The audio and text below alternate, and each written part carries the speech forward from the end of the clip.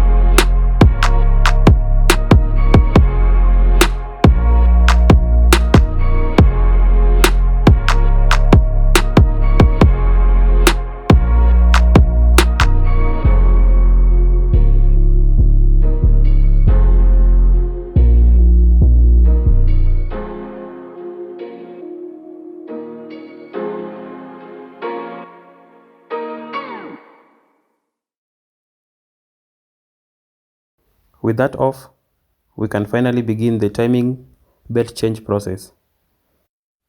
First, you need to locate a cut on the crankshaft pulley that is used to indicate when the engine is on top dead center. So this mark needs to align with the mark on the cover at the back.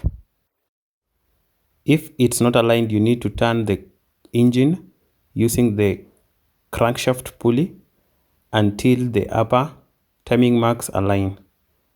Below, I didn't really care about the timing marks below because TDC is TDC.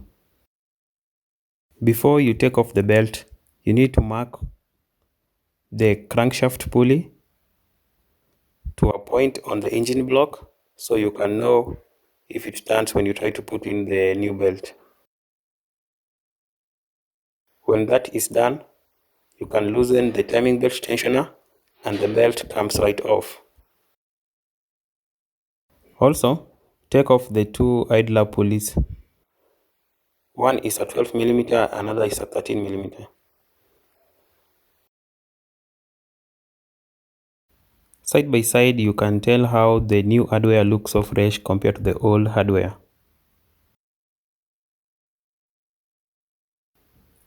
The old belt, as you can see, is quite beat on. Even the writings are barely visible. It has this many crack lines, tiny crack lines, but it was nowhere close to failing.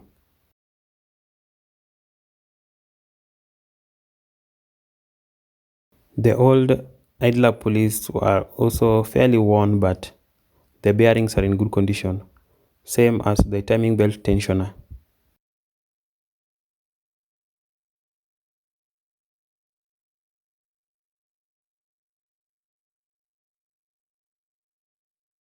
The new belt is clean and the writings are still fresh.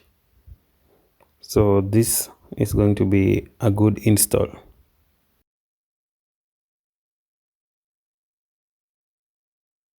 This is a good time to replace the water pump on the coolant water pump on the engine block, but I didn't. I just inspected it and it looked all okay. If it ever needs replacement, I guess I'll just have to do the job again. The process to put back the new belt is quite simple. First, you put back the idler pulleys, followed by the timing belt tensioner, and then you can put the belt first on the camshaft pulley, then string it down to the water pump, and then down to the crankshaft pulley last.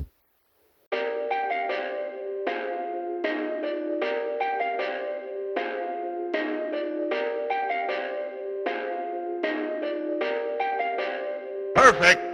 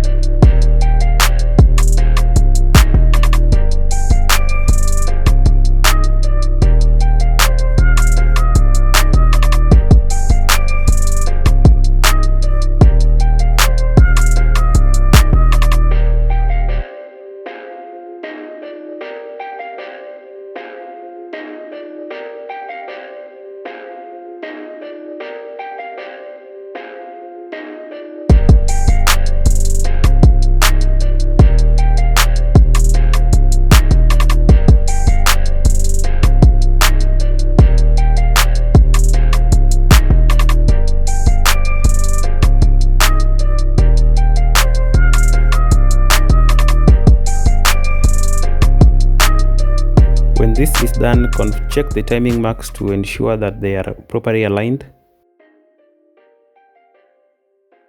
and then rotate the engine twice. The camshaft pulley has twice the number of teeth as the crankshaft pulley. So 2 rotations of the engine from the crankshaft pulley will result in a full rotation of the camshaft pulley. And if the timing marks are aligned after this rotation, then you know the engine is properly timed.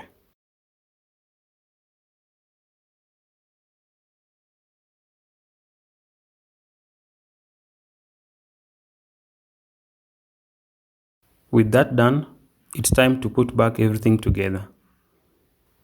And this is when all the return drama begins. At first, I tried putting it back together in the reverse order of taking it out. I put the engine mount bracket in first, then proceeded to try put the lower timing cover on. And it didn't fit. So I took off the engine mount bracket and put the lower timing cover on first, and screwed all the 6 T30 torque screws, completely bolting it on. Trying to fit the engine mount bracket afterwards, and it doesn't fit. As such, these two things have to be put back in together simultaneously. So once again I have to wiggle the timing bracket off and screw all the lower timing cover bolts off. Wiggle the lower timing cover in from below while at the same time holding the engine mount bracket from the top. This was such a time waster and it took a lot of pain to get in. Not sure if this video does any justice to how long this took. But once I got that fixed up, everything else was textbook.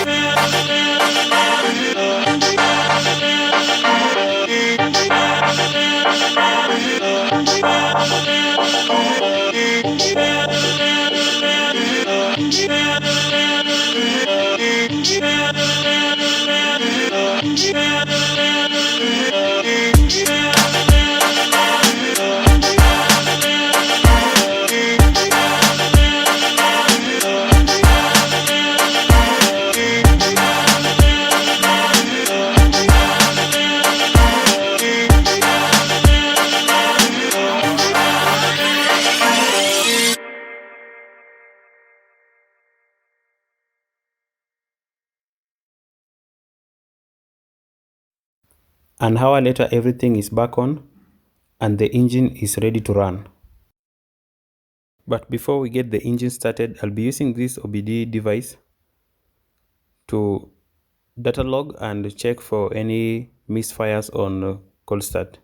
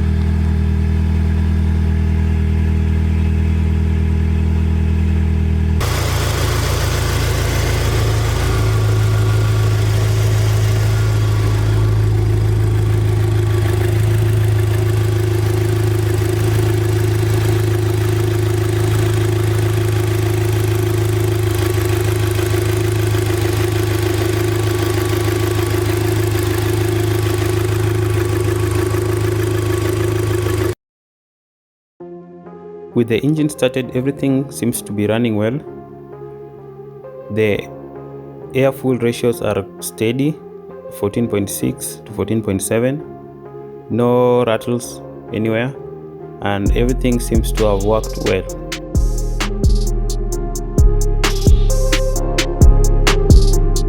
And that marks the end of this video, guys. Thanks for watching.